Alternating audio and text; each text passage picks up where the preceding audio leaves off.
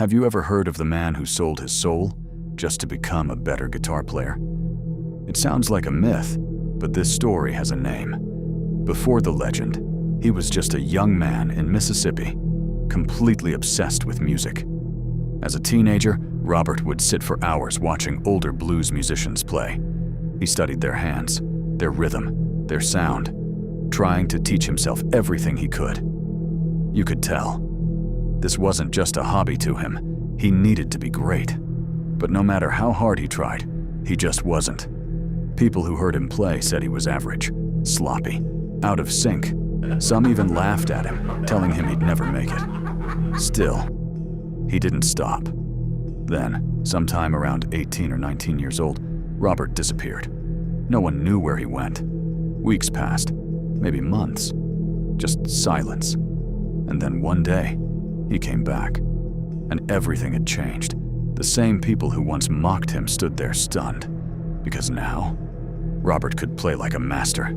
His fingers moved effortlessly, like the guitar was part of him. His sound was deep, emotional, almost unnatural.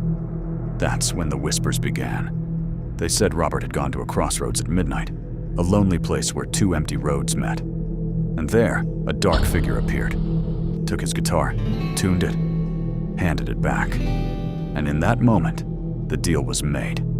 His soul for talent. After that, his music turned darker.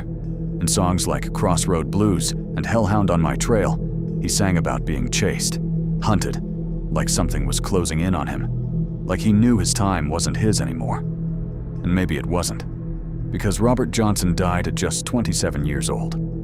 The most accepted story says he was poisoned, given a bottle of whiskey by a jealous husband who suspected him of an affair. Robert drank it, fell violently ill, and died a few days later in 1938.